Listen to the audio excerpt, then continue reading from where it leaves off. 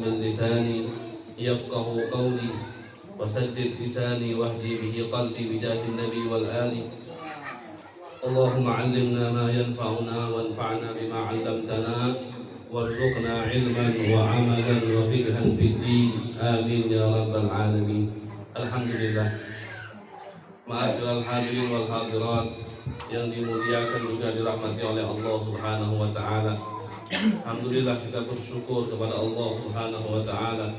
Tentunya pada malam hari ini kita senantiasa masih diberikan oleh Allah Subhanahu wa taala dengan nikmat yang banyak, yang mana insyaallah dengan nikmat tersebut bisa kita gunakan untuk mendekatkan lebih lagi diri kita kepada Allah Subhanahu wa taala.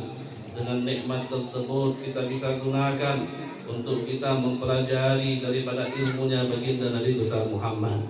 Dengan nikmat tersebut bisa kita gunakan untuk diri yang penuh dengan kehinaan ini bisa memperdalam, mengenal, sehingga diri ini bisa mencintai sesungguhnya daripada hakikatnya baginda Nabi besar Muhammad sallallahu alaihi wasallam. Maka insyaallah dengan perkumpulan seperti ini Allah Subhanahu wa taala banyak turunkan daripada rahmatnya, banyak turunkan daripada taufiknya, banyak turunkan daripada hidayatnya, banyak turunkan daripada ampunannya, banyak turunkan daripada pembebasan dari api nerakanya Allah Subhanahu wa taala, sehingga insyaallah harapan kita dengan hadirnya kita di majlis ini tidaklah di akhir hayat nanti sebelum mata ini terpejam kita sudah diizinkan oleh Allah Subhanahu wa taala untuk melihat keindahannya baginda Nabi besar Muhammad sallallahu alaihi wasallam. Ma'asyiral hadirin wal hadirat yang dimuliakan juga dirahmati oleh Allah Subhanahu wa taala. Seperti yang sudah kita ketahui bersama di pengajian bulanan ini, kita lanjutkan pengajiannya lagi seperti apa yang ada di bulan yang lalu. Tentunya dipandu dengan kitab yang sudah kita sepakati bersama, Syarh Hadits Jibril, syarah daripada hadis Jibril yang disyarahkan oleh Al-Imam Al-Allamah As-Sayyid Al-Habib Zain bin Ibrahim bin Sumaid, yang mana insyaallah dengan adanya kitab ini bisa tercerahkan hati kita, bisa tercerahkan pemahaman kita, kita lebih bisa mengenal Allah, lebih bisa mengenal daripada baginda Nabi besar Muhammad sallallahu alaihi wasallam. Ma'asyiral hadirin wal hadirat yang dimuliakan juga dirahmati oleh Allah Subhanahu wa taala.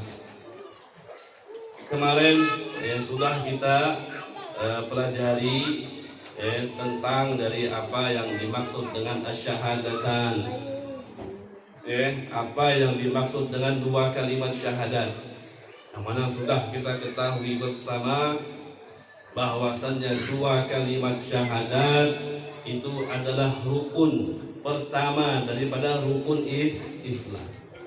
Dua kalimat syahadat adalah rukun pertama daripada rukun Islam, sehingga ketika seseorang tidak mengucapkan daripada dua kalimat syahadat, maka orang tersebut tidak dinyatakan Islam.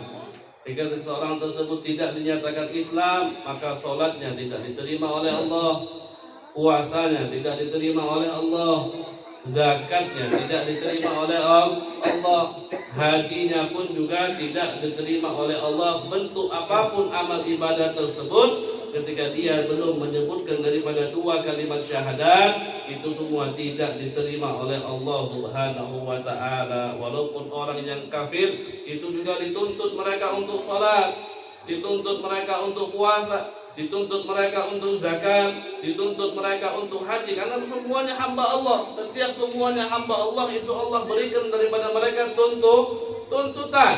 Ketika kita diciptakan oleh Allah Subhanahu wa taala, maka di situ sudah ada perintah, di situ sudah ada larangan, di situ sudah ada taklif daripada Allah Subhanahu wa taala. Akan tetapi yang membuat larangan ataupun perintah tersebut diterima oleh Allah itu dengan kita mengucapkan daripada dua kalimat syahadat.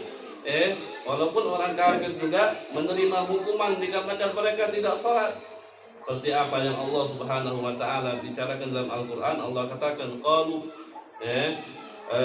kata Allah Subhanahu wa taala berbicara dengan orang-orang kafir Quraisy, Allah katakan ma salakakum fi saqar, kata Allah, Apa yang menyebabkan kalian ini bisa memasuki neraka yang Allah namakan dengan neraka Sadar? Apa jawab orang-orang kafir Quraisy? Mereka katakan, qalu lam nakum minal musallin. Mereka katakan, ya Allah, dulu kami ketika masih hidup kami tidak sholat. Padahal mereka orang kafir. Tapi Allah masukkan mereka ke neraka Sakor, ya Allah, karena mereka tidak mendirikan daripada sholat 5 waktu. Berarti ini menjadi tanda bahwasannya walaupun mereka orang kafir, mereka juga terkenakan dosa, terkenakan siksa Allah dikarenakan mereka tidak sholat. Walaupun mereka toh sholatnya tidak diterima oleh Allah. Kenapa? Karena mereka belum mengucapkan 2 kalimat syahadah.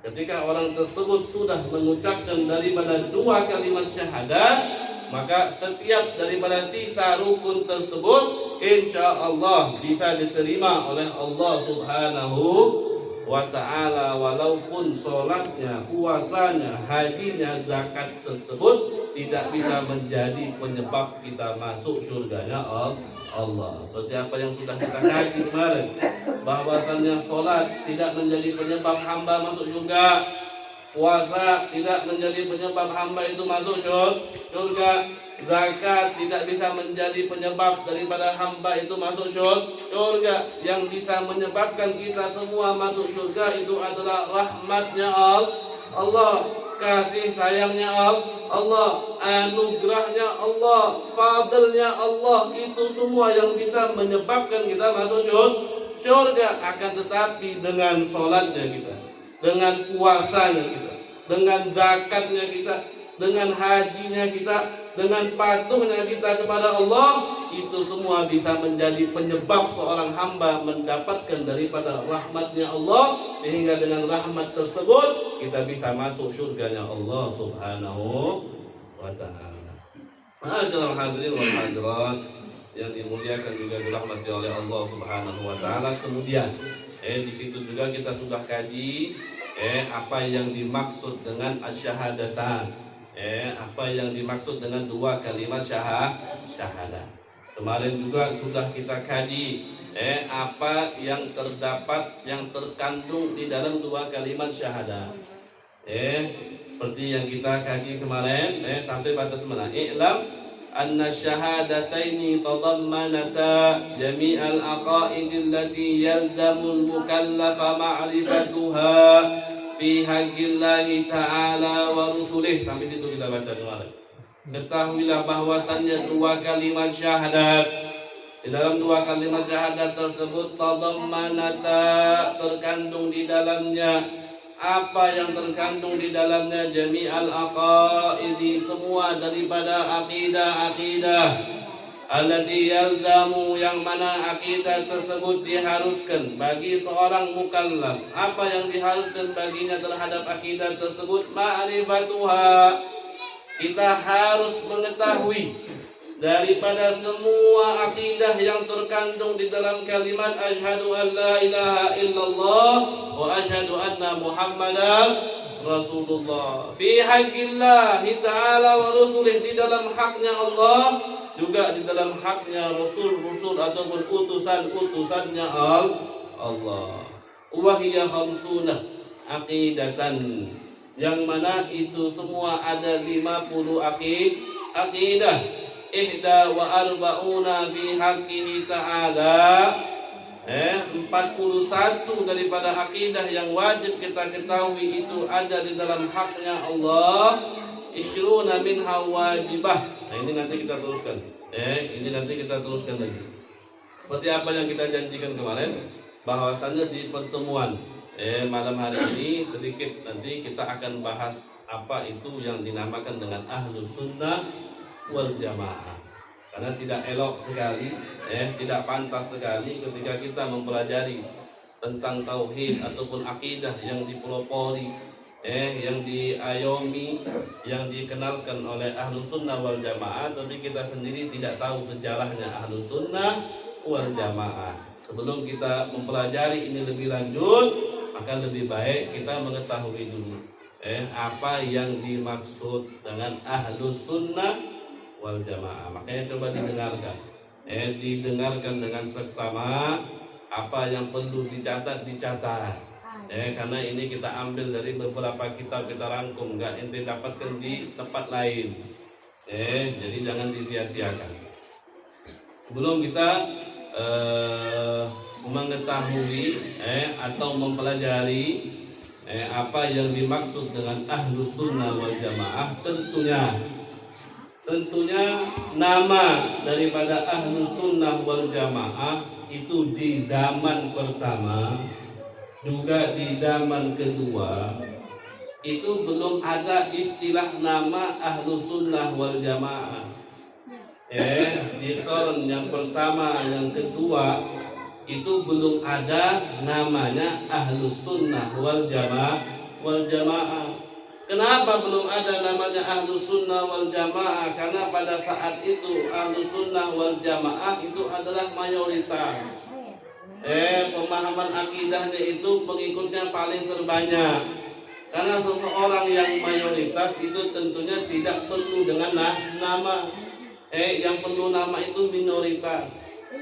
Agar bisa membedakan daripada mayoritas tadi. Karena kita tadi mayoritas banyak, maka kita tidak perlu sama sekali dengan adanya nama.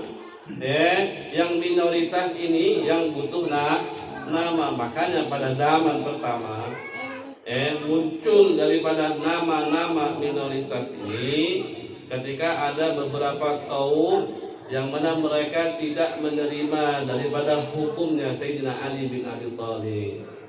Ketika mereka tidak menerima apa yang dihukumi oleh Sayyidina Ali bin Abi Thalib, maka mereka keluar dari jalurnya Sayyidina Ali. Makanya mereka dibikin namanya yang pertama itu adalah Al-Khawarij.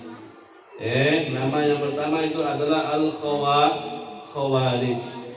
Nama tersebut dibikin karena mereka keluar daripada hukumnya Sayyidina Ali bin Abi Thalib. Adapun di saat itu juga ada beberapa kaum juga yang mana mereka itu mengikuti Sayyidina Ali bin Abi Thalib, tapi mengikutinya itu ekstrim. Bukan yang tengah-tengah, tidak, tapi terlalu mereka mengikuti Sayyidina Ali, terlalu mereka mencintai Sayyidina Ali, sehingga dengan kecintaan mereka yang terlalu itu dengan Sayyidina Ali menjerumuskan mereka dari akidah yang benar kepada akidah yang tidak benar. Maka kaum-kaum tersebut juga perlu nama. Makanya mereka dinamakan dengan Asy-Syiah. Maka keluarlah semenjak zaman itu keluarlah nama-nama yang baru. Al-Khawarij, Asy-Syiah, Al-Mu'tazilah, Al-Mujassimah.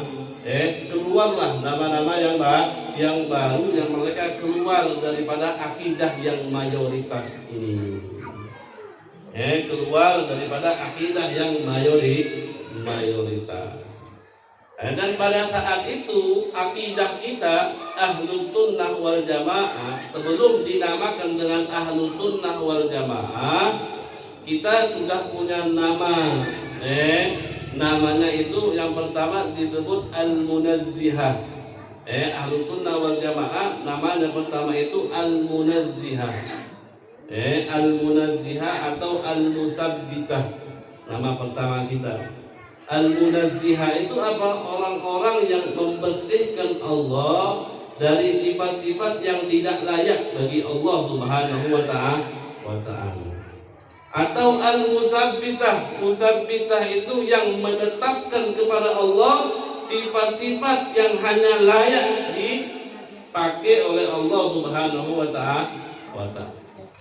Jadi nama yang pertama itu Al-Munazzihah atau Al-Mutsabbitah. Yang mana pada tahun itu Al-Munazzihah ataupun Al-Mutsabbitah ini dipelopori oleh dua imam yang besar. Yang pertama, imam tersebut dinamakan dengan Abu Abdullah Al-Harits Al-Muhasibi Al-Qalanisi. Akidah Ahlus Sunnah wal Jamaah pada saat dulu itu yang mendukung dan yang membela daripada akidah Ahlus Sunnah wal Jamaah dulu ada dua imam yang terkenal. Yang pertama namanya Abu Abdillah Al-Haris Al-Muhasibi Al-Qalanisi. Dia dikatakan Al-Muhasibi karena dia selalu introspeksi diri dia sendiri. Al-Muhasibi Abul Haris Al-Muhasibi, lahir tahun 170 Hijriah, meninggal tahun 243 Hijriah. Abu Abdillah Al-Haris Al-Muhasibi Al-Qalanisi. Itu yang pertama. Yang kedua, yang memegang teguh ataupun yang sangat peduli dengan akidah Ahlus Sunnah wal Jamaah pada saat itu yang belum ada namanya, itu Abdullah ibnu Sa'id ibnu Kullab. Yang kedua siapa? Abdullah ibnu Sa'id ibnu Kullab.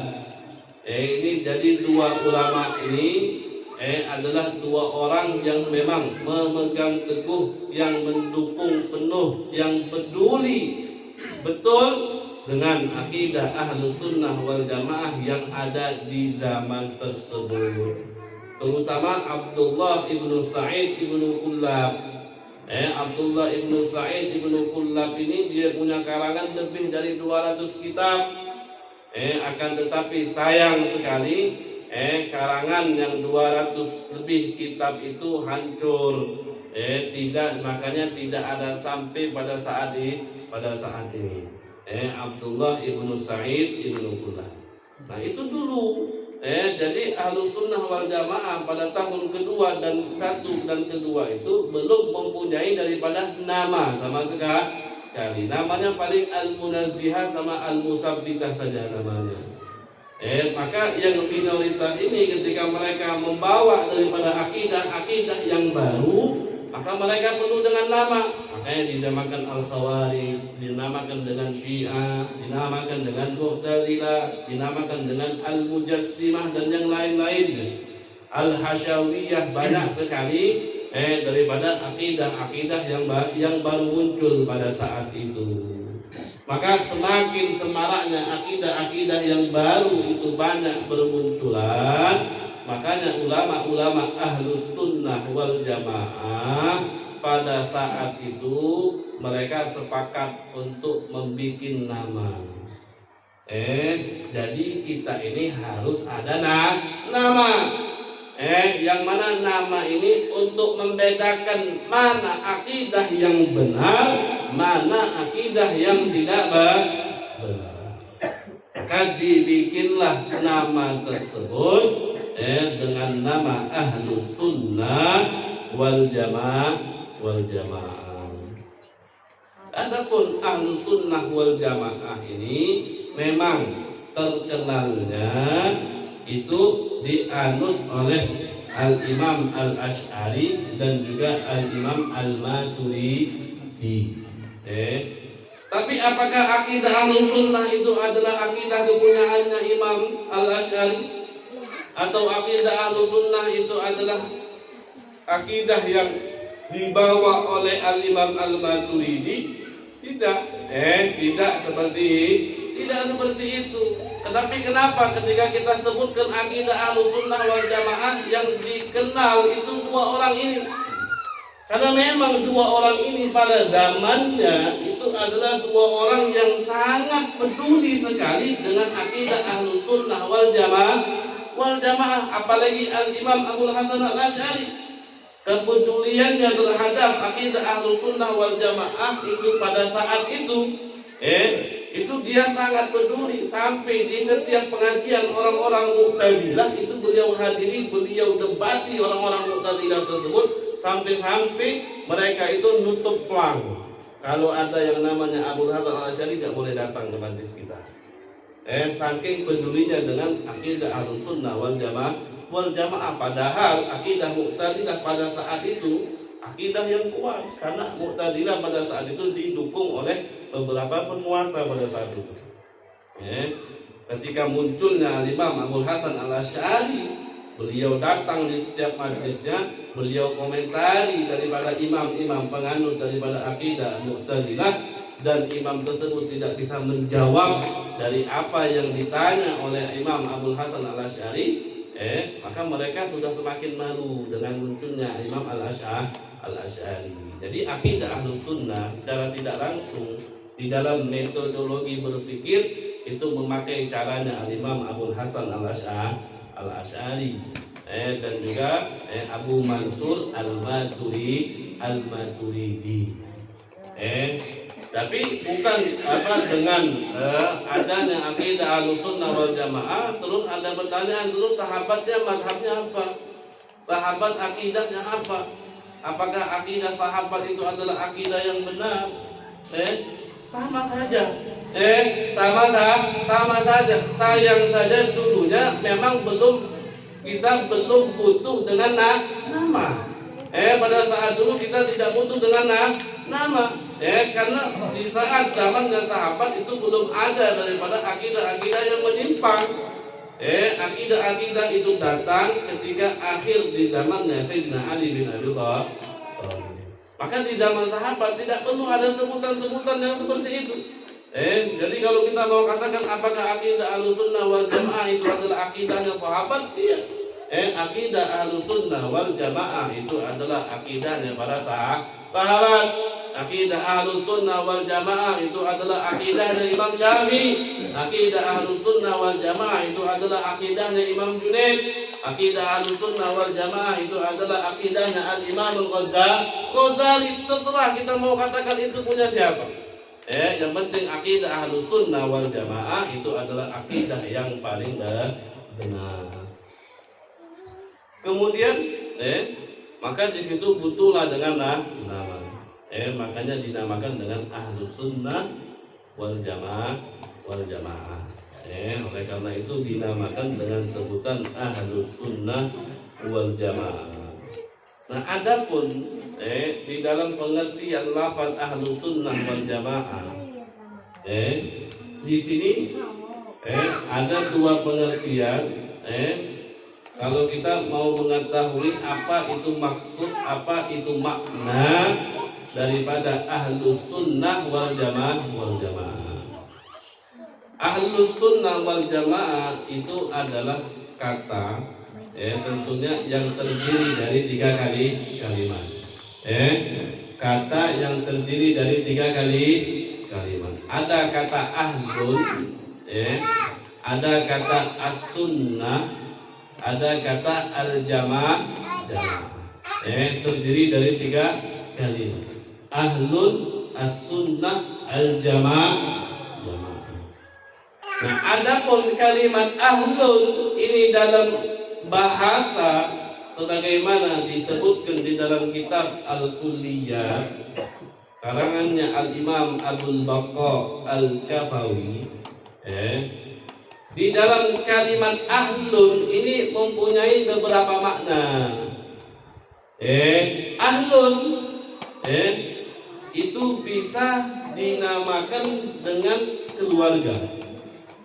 Ahlun itu artinya bisa dinamakan dengan keluarga. Itu makna yang pertama. Seperti kita bilang ahlul bait, keluarga di orang rumah. Ahlun. Ahlun yang kedua memiliki makna atba', pengikut. Seperti ahlus sunnah, pengikut sunnah. Seperti ahlul kitab, penganut kitab. Ahlun yang kedua bimana asba. Yang ketiga ada juga ahlun yang mana artinya itu adalah penduduk ahlul qaryah, penduduk desa. Jadi ahlun mempunyai 3 arti.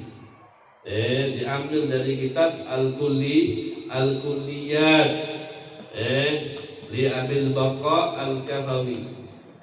Ahlun bisa artinya keluarga. Ahlun itu bisa artinya pengikut. Ahlun itu juga bisa artinya penduduk. Nah, kalau kita mau kaitkan ahlun ini dengan kalimat setelahnya yaitu as-sunnah, maka makna ataupun arti yang paling cocok dengan ahlun ini adalah arti yang kedua, yaitu pengikut. Pengikut. Itu kata yang pertama, ahlun, kalimat yang pertama. Kemudian kalimat yang kedua, dari kata ahlus sunnah wal jamaah, kalimat yang kedua itu ada as-sunnah. Ini saya ambil definisinya dari karangannya Al-Imam pendiri NU Kiai Hasyim Asy'ari, di dalam kitabnya Risalah Ahlus Sunnah. Kalau tidak salah dia punya kitab, nama kitabnya Risalah Ahlus Sunnah. Di situ beliau katakan, as-sunnah menurut bahasa itu adalah at-tariqah. As-sunnah menurut bahasa itu dinamakan dengan at-tariqah. At-tariqah itu artinya jalan. Yang dimaksud dengan jalan bukan jalan aspal, bukan jalan rumah. Yang dimaksud dengan jalannya hidup. Jadi as-sunnah menurut bahasa itu adalah at-tariqah walau ghairu mardiyatin, jalan walaupun jalan tersebut tidak diridhoi. Jadi as-sunnah menurut bahasa at-tariqah walau ghairu mardiyah, jalan walaupun jalan tersebut tidak diridhoi. Dan as-sunnah menurut istilah itu adalah at-tariqah al-mardiyah al-maslukah fid-din. Sunnah menurut istilah itu adalah jalan yang diridhoi, yang dilalui di dalam agama. Salakaha Rasulullah sallallahu alaihi wasallam, yang dilalui oleh baginda Nabi besar Muhammad sallallahu alaihi wasallam. Jadi jalan yang diridhoi, yang mana jalan tersebut dilalui oleh baginda Nabi besar Muhammad sallallahu alaihi wasallam atau seperti sahabat. Itu pengertian daripada as-sunnah. Jadi kalau kita gabung ahlus sunnah berarti pengikut jalannya baginda Nabi besar Muhammad sallallahu alaihi wasallam dan juga sahabat. Nah, ada tulisan dengan awghairu mimman huwa alamun kas-sahabat. Kemudian ada juga al-jamaah di sini, kalimat yang ketiga ada al-jamaah. Ada kan ahlus sunnah wal jamaah. Nah, jamaah di sini apa? Jamaah di dalam istilah bahasa ini sebagaimana disebutkan di dalam kamus Lisanul Arab, jamaah itu ada kulli syai'in wa kathratuhu. Jumlahnya sesuatu wa kathratuhu banyak, banyak. Jamaah itu jamaah dalam istilah bahasa. Adapun jamaah dalam istilah itu adalah kumpulan orang-orang yang di dalamnya mereka menjaga kerukunan. Kumpulan orang-orang yang di dalamnya menjaga kerukunan. Itu yang dinamakan dengan jamaah. Jadi kalau kita gabung dari kata ahlus sunnah wal jamaah, maka di situ kita mendapatkan bahwasannya arti daripada ahlus sunnah wal jamaah itu adalah pengikut daripada jalannya baginda Nabi besar Muhammad sallallahu alaihi wasallam, yang mana pengikut tadi menjaga kerukunan satu sama lain. Makanya di dalam akidah Ahlus Sunnah wal Jamaah itu sangat sekali diperhatikan yang namanya persatuan. Tidak boleh ada yang namanya perselisihan. Akan tetapi menjaga kerukunan itu tidak berarti kita tidak boleh berbeda pendapat. Silahkan sesama akidah Ahlus Sunnah wal Jamaah, silahkan kalian berbeda pendapat. Sesama mazhab Syafi'i, silahkan kalian berbeda pendapat. Sebagai daripada thariqah yang sama, thariqah yang terkenal, thariqah Al-Imam Junaid misalnya, dengan thariqah yang sama, kita pengen berbeda pendapat, silahkan. Akan tetapi jangan sampai berbeda pendapat itu mengkafirkan seseorang. Jangan sampai dengan berbeda pendapat kita berlepas diri dengan orang yang berbeda pendapat dengan diri kita. Menjaga kerukunan itu tidak harus tidak boleh berbeda pendapat, tidak. Menjaga kerukunan tetap kita boleh berbeda pendapat. Al-Imam Ibnu Hajar dengan Al-Imam Al-Ramli, dua-dua imam ini mereka mempunyai syarah kitab, yang mana mereka mensyarahi kitab yang sama.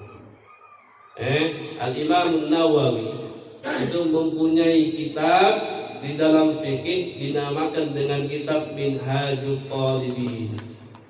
Kitab Minhajul Talibin ini disyarahkan oleh Al-Imam Ibnu Hajar, dinamakan dengan Tuhfatul Muhtaj.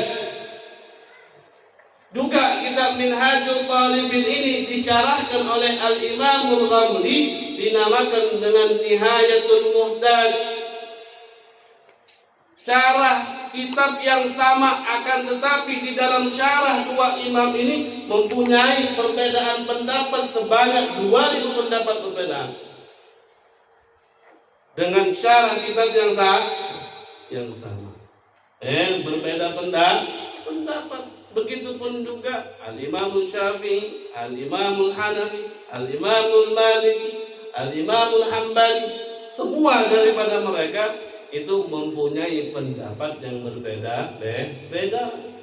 Al-Imamul Syafi'i dalam subuhnya mensunnahkan bagi kita untuk melakukan daripada doa kunut.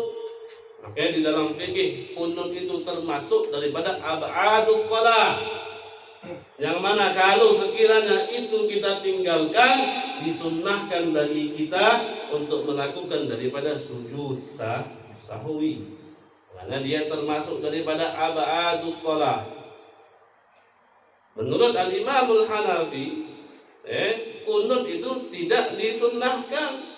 Makanya mereka tidak memakai kunut. Akan tetapi ketika Al-Imam Syafi'i diriwayatkan sholat di salah satu masjid yang penganutnya itu adalah mazhab Hanafi, beliau tinggalkan daripada kunutnya beliau. Menghargai itu yang diistilahkan menjaga daripada kerukunan. Jadi di dalam kerukunan kita boleh berbeda pendapat, tapi jangan sampai kita mengkafirkan. Dan ini dikuatkan di dalam kitab Al-Farqu Bainal Firaq, karangannya Al-Imam Abdul Ghahir bin Tahir bin Muhammad. Kenapa kita tidak pakai istilah Quran? Kenapa enggak bilang Ahlul Quran saja? Kenapa kita harus pakai Ahlus Sunnah? Karena di dalam legitimasi hujjah ataupun kekuatan hujjah antara sunnah, hadis ataupun Al-Quran itu lebih kuat Al-Quran. Kenapa kita nggak bilang kita Ahlul Quran? Kenapa harus dipakai Ahlus Sunnah? Di sini agar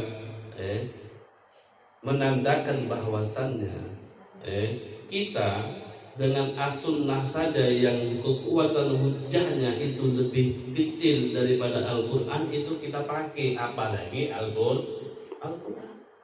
Apalagi Al-Quran. Karena banyak sekarang ini daripada akidah yang mana mereka itu hanya mengambil apa yang terdapat dalam Al-Quran, tapi mereka tidak mengambil apa yang terdapat dari sunnah. Itu disebut dengan akidah Al-Quraniyun. Ada juga akidah yang dinamakan dengan akidah Al-Qur'aniyun. Orang-orang yang cuma mengambil dari Al-Qur'an saja, mereka tidak ambil daripada As-Sunnah. Maka di sini kita pakai dengan istilahnya Ahlus Sunnah. Kita pakai dengan istilah Ahlus Sunnah. Wal jamaah. Jamaah di sini ada yang mengatakan jamaah di sini adalah sahabat. Jamaah di sini adalah sahabat. Apa maksudnya jadi Ahlus Sunnah? Maksudnya orang yang mengambil, yang menganut daripada sunnahnya Nabi, dan orang-orang tersebut tidak membenci daripada sahabatnya baginda Nabi besar Muhammad sallallahu alaihi wasallam. Itu pengertian kedua yang dimaksud dengan Ahlus Sunnah wal Jamaah.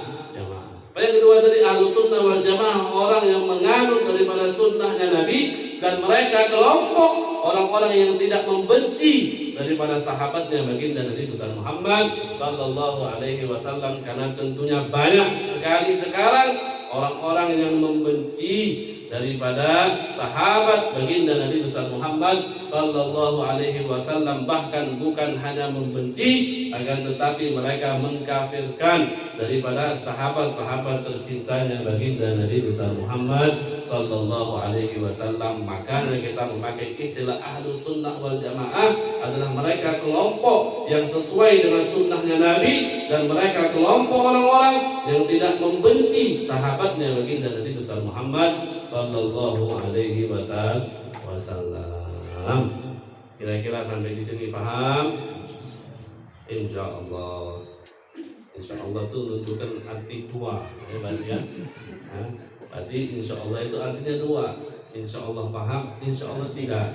Jadi kita berharap, karena kita harus berhusnudzon kepada Allah, kita berharap kita dibukakan pemahaman kita oleh Allah Subhanahu wa taala. Masyaallah hadirin wal hadirat yang dimuliakan juga dirahmati oleh Allah Subhanahu wa taala. Maka disitulah pengertian yang singkatnya atau sejarah singkatnya tentang daripada akidah Ahlus Sunnah wal Jamaah.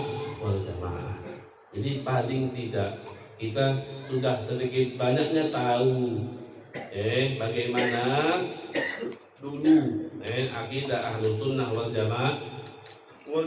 Karena tentunya ketika orang memahami ataupun mempelajari daripada ilmu tauhid, atau sering sekali dia dengar daripada akidah Ahlus Sunnah wal Jamaah, yang munculnya nama ini ketika di zamannya ketiga ataupun keempat dan setelahnya, maka mereka bakal bertanya, di zaman sahabatnya itu apa yang disebut? Dan seperti itu.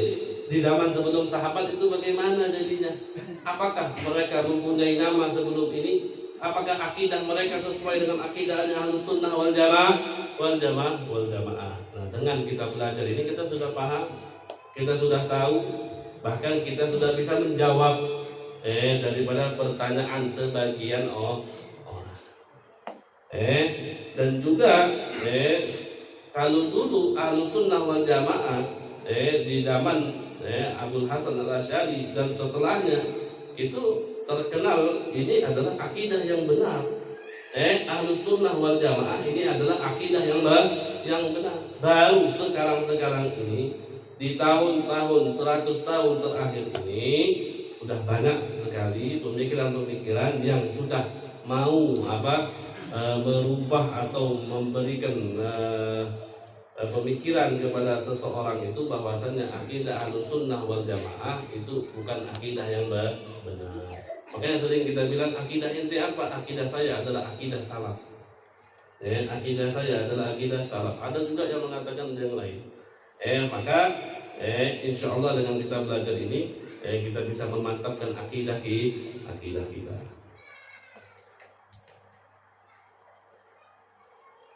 Terus sedikit Kemudian lihat kitabnya. Kita lanjut di kitabnya. Kemudian di sini beliau juga mengatakan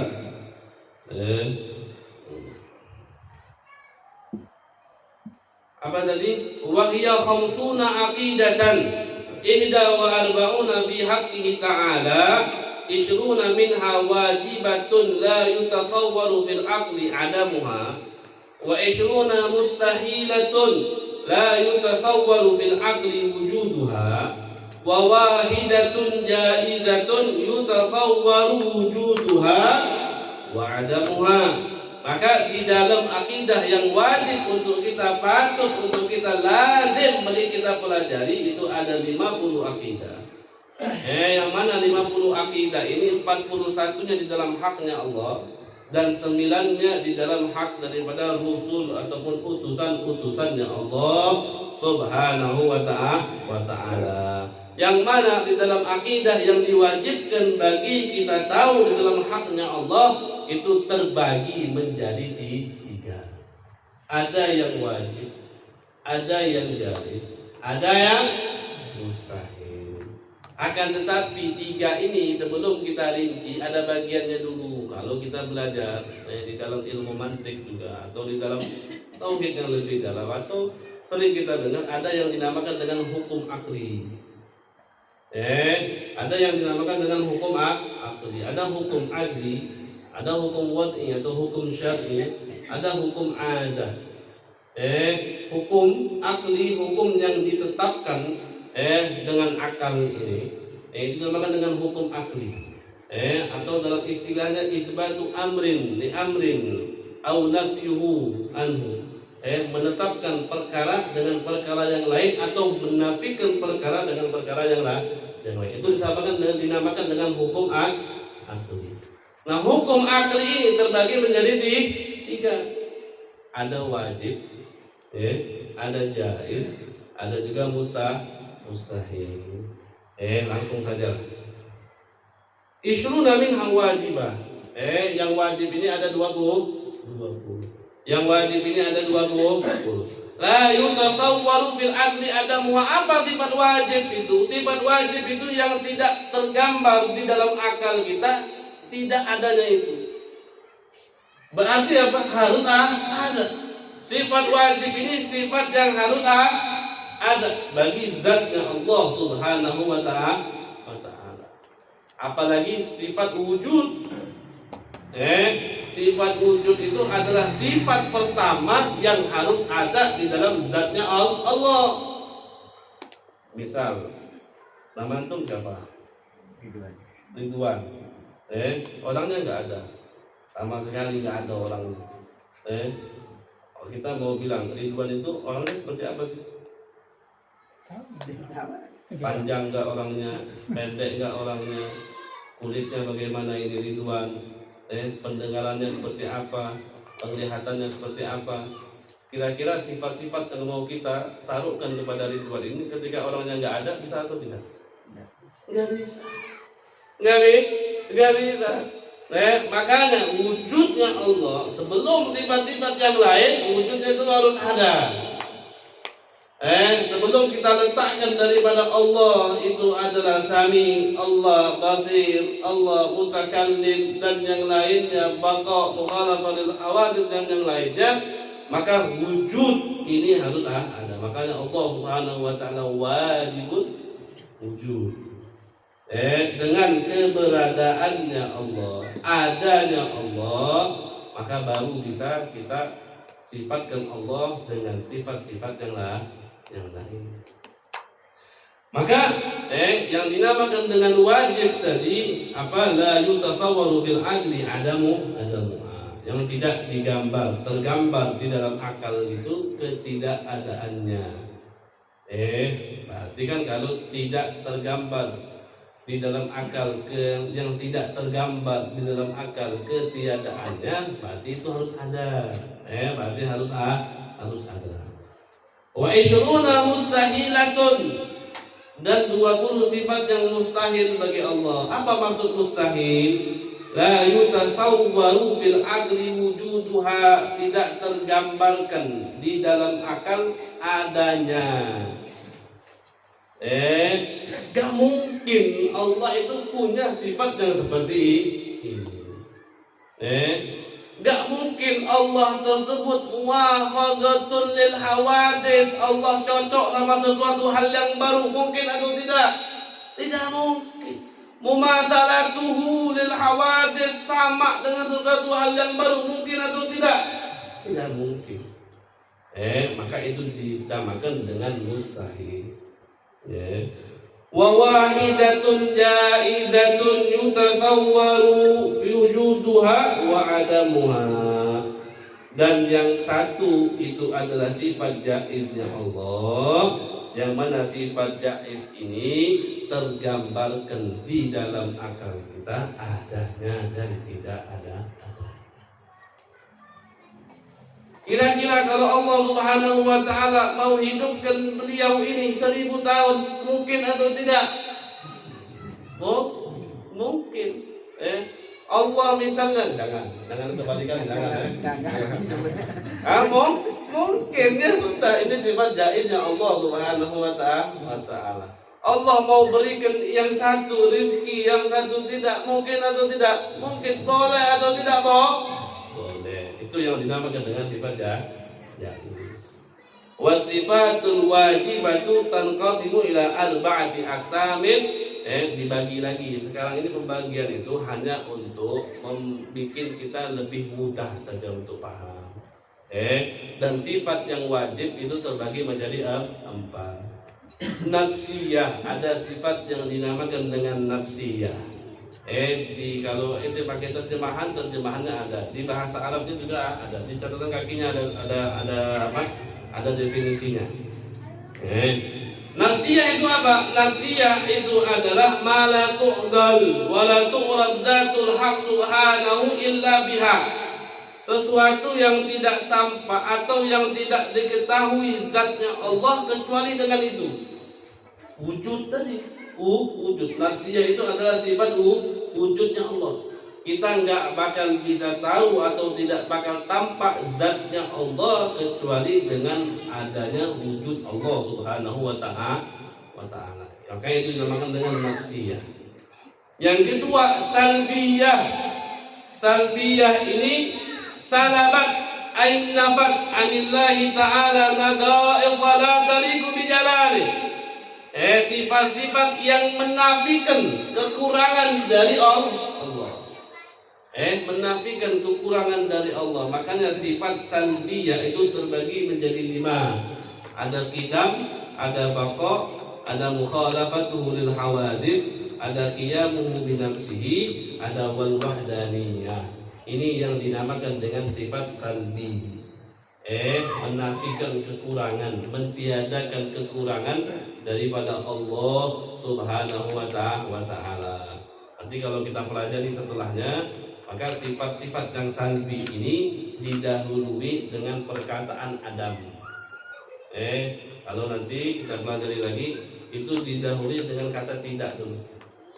Karena dia salbi, menafikan, negatif dia, menafikan, mentiadakan sifat-sifat yang kurang dan tidak layak dimiliki oleh Allah Subhanahu wa ta'ala. Ma'anin juga ada sifat yang ma'anin. Sifat ma'anin itu apa? Summiyat biha li'annaha adbatat lillahi ta'ala ma'aniya wujudiyatan taliqu bikamalih.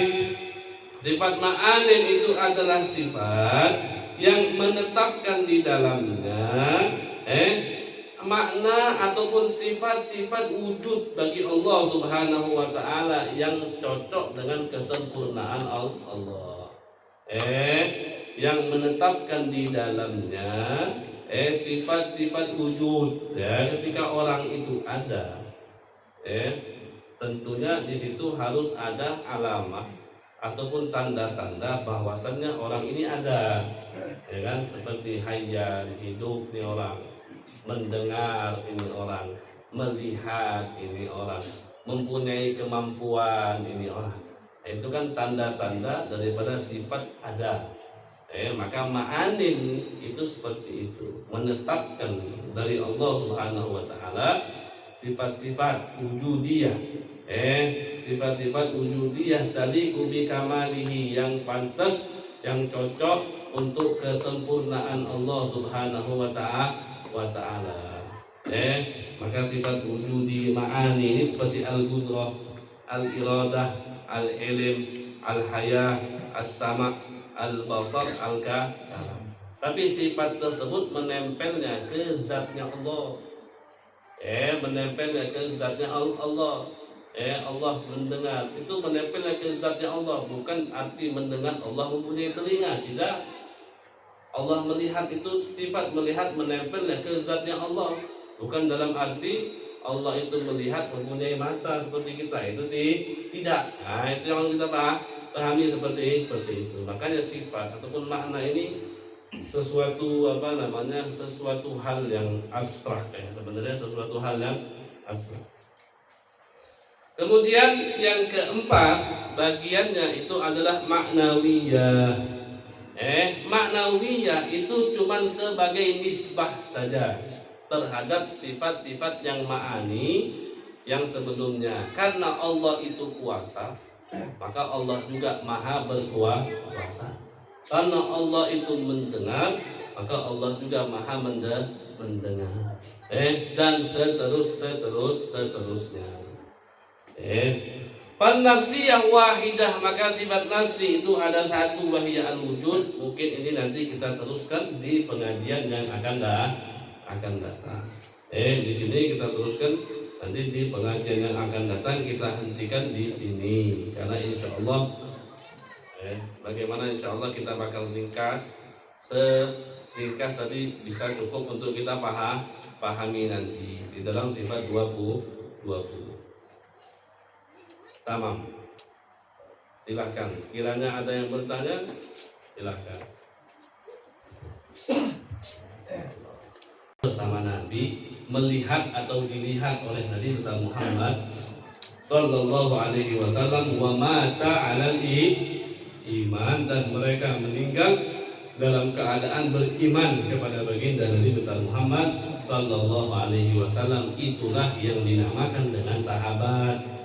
Adapun ada orang juga di masa Nabi, hidup dia sama Nabi, hidup di zaman Nabi, beriman sama Nabi, tapi dia tidak pernah berjumpa dengan Nabi, Nabi pun tidak pernah berjumpa dengan dia, maka itu tidak dinamakan dengan sahabat. Istilahnya itu disebut kalau tidak salah mukhadram. Mukhadram. Orang yang hidup sama Nabi, beriman sama Nabi, mati dalam keadaan beriman, tapi tidak mempunyai kesempatan untuk berjumpa dengan baginda Nabi besar Muhammad Sallallahu Alaihi Wasallam. Contohnya seperti apa? Contohnya seperti Raja Najasyi. Raja Najasyi itu adalah orang yang hidup di zaman Nabi, bahkan mempunyai jasa yang besar sekali kepada umat Islam pada saat itu. Ketika orang-orang kafir Quraisy membantai sahabat Nabi, keluarganya sendiri, itu dibantai, diusir ataupun dimasukkan penjara, nggak boleh keluar daripada rumahnya, maka sahabat pada saat itu mendapatkan perintah dari baginda Nabi besar Muhammad untuk hijrah ke negara Habasyah, ke Raja Najasyi, yang mana pada saat itu tentunya dipimpin kalau tidak salah oleh mantunya sendiri Nabi besar Muhammad bin Utsman bin Affan dan juga Sayyidina Ja'far bin Abi Thalib. Itu yang dinamakan dengan sahabat. Kalau zaman sekarang nggak ada sahabat. Nabi, tapi Nabi katakan kepada kita, kata Nabi besar Muhammad, ya Allah, dalam hadis, tuba liman ra'ani wa amana bi, kata Nabi. Nabi katakan, tuba liman ra'ani wa amana bi, kata Nabi, sungguh beruntung, kata Nabi, bagi orang yang melihatku dan beriman kepadaku. Dan diterusnya juga Nabi katakan, tuba sampai 7 kali Nabi katakan, beruntung bagi orang apa? Man amana bi wa lam yarani, bagi orang yang beriman kepadaku tapi mereka tidak pernah melihat baginda Nabi Muhammad sallallahu alaihi wasallam. Nabi juga katakan, orang yang beriman kepadaku dan tidak melihatku, ulaika hum ikhwani, mereka adalah saudaraku, kata Nabi. Mereka itu adalah saudara. Sama. Betul. Jadi kita walaupun kita tidak dikatakan sahabat, kita jangan merasa rugi. Kita jangan merasa tidak beruntung. As-sagi bagi.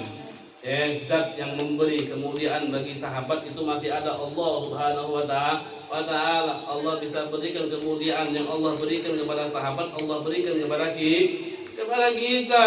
Bisa Allah berikan, dan kekayaan Allah enggak ada habis-habisnya. Kekayaan Allah enggak ada kurang-kurangnya. Walaupun dari zaman Nabi Adam sampai akhir hayat nanti, sampai akhir zaman nanti, kekayaan Allah itu enggak bakal berkurang setetes pun. Walaupun satu orang sudah Allah beri 2 gunung emas dari zaman Nabi Adam sampai akhir zaman, kekayaan Allah itu tidak berkurang setetes pun. Sagi bagi, zat yang memberikan semua itu kekal abadi. Apa yang Allah berikan kemuliaan kepada mereka, Allah bisa berikan kemuliaan kepada kita. Tinggal kita sendiri mau mengambil kemuliaan tersebut atau tidak. Silakan. Ada tanya lagi?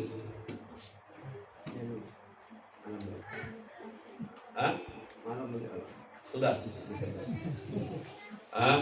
Sudah. Insya Allah nanti kita lanjutkan lagi, karena ini belajar tadi. Kalau belajar itu terutama yang ngajarnya nggak kenal waktu. Kalau itu minta ceramah, anak lihat waktu. Tapi kalau belajar kita mungkin nggak lihat waktu. Karena kalau namanya pengajar belajar itu kalau sudah enak sudah nggak lihat waktu lagi. Insya Allah intinya kita semua diberikan pemahaman oleh Allah Subhanahu wa ta'ala. Dengan kita belajar ini kita bisa lebih mengenal Allah, bisa lebih mengenal baginda Nabi Muhammad sallallahu alaihi wasallam. Ya Rabbana i'tarafna bi annana tarafna wa annana ashrafna أتوب علينا توبة واغفر لكل أوبة واستر لنا العورات وآمن روعات قلوبنا والآل والإخوان وسائر الخلان وكل ذي محبة أو غيرة أو صحبة والمسلمين أجمع. آمين يا ربي أسمع فضلا وجودا منان لا باكتساب منا بالمصطفى الرسول نرضى بكل سور. صلى وسلم ربي عليه عند الحب وآله وصحبه عدد الصحب. والحمد لله بالبدء واجتناه. سبحانك اللهم وبحمدك أشهد